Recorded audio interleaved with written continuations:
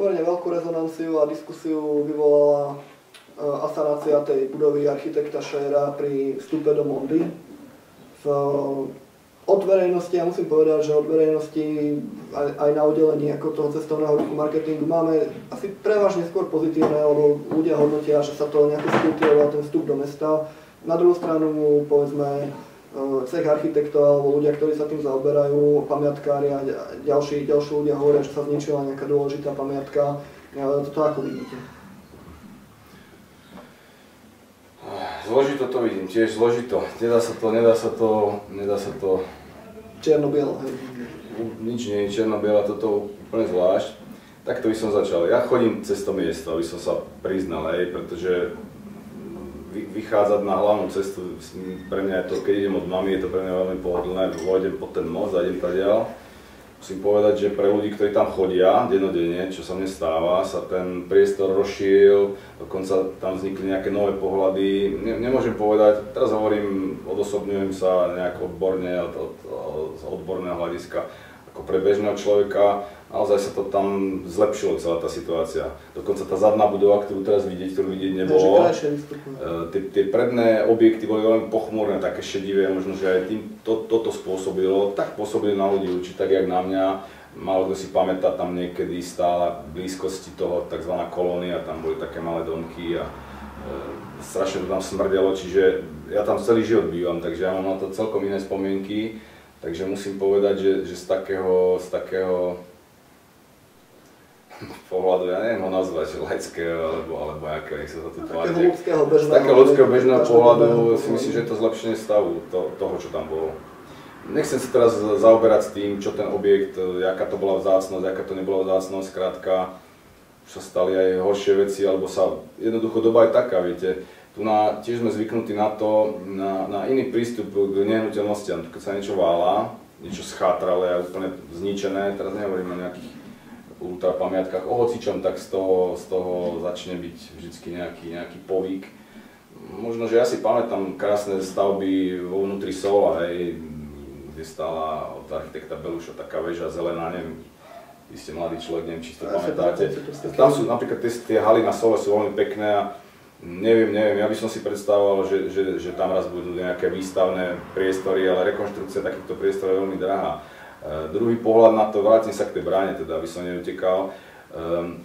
Druhý pohľad na to je, že je tam nejaký majiteľ, viete, to sú vlastnícke vzťahy. Nebolo to zapísané nikde zatiaľ v nejakých kultúrnych pamiatkách a ako obmedzovať majiteľa, to sa tiež často stáva, vždycky tá diskusia ako keby, poviem tak, nasypete niekde smetisko a keď ho niekto začne odnášať, vtedy začne diskusia veľmi burlivá. Čiže tá diskusia, myslím, že mohla desiatky rokov, nebol absolútne žiadny problém tú budovu zapísať medzi kultúrne pamiatky. Alebo mohlo to týmto spôsobom smerovať, dalo sa určite vyjednávať, sú práve obrovská akcia o spoločnosť, ktorá má svoje vedenie. Ja neviem o tom, že dozadu niekto tam nejak veľmi na toto útočil, alebo že jednal aj o tejto veci. A neviem, či si myslia ľudia, že nikto si vo vlastnom území nič nedovolí zvaliť, alebo že o to sa aspoň nepokúsi, keď potrebuje mať, ja neviem, aké má tá fabrika zámery. Takže každý majiteľ má právo si nejak vo svojom území organizovať život. Mňa treba zmrziť iná vec tam, presne v tomto území. Tá nová administratívna budova, nebudem sa pripájať ku kritikom, dnes sa ten objekt nie je škaredý. Mňa veľmi mrzí, že tam nevyužila jedna vec, že ten objekt nie je ako väža postavená. Predstavte si presne túto budovu postavenú na výšku.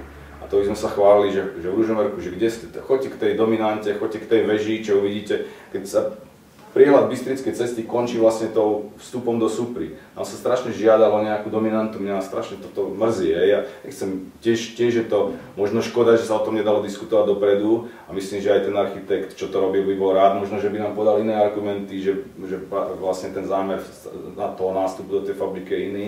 Takže to je strašne veľa faktorov, ktoré do toho vstupujú, ale v celku, aby som sa nevyhováral, tak mne sa tento počin by som ja ako tak nekritizoval nejako čiernu zem. Videl som pár nejakých takých burlivých reakcií, ale myslím si, že to celkovo to územie sa tam ako územie sa to tam zlepšilo určite, to musím povedať. A sú nejaké, ste hovorili, že nič sa v tejto veci nerobilo, alebo možno aj tí kritici, ktorí teraz kritizujú, že to zbúrali, že mohli niečo robiť. 100%. Ja neviem, minimálne pamiatkový úrad mohol konať, ja neviem.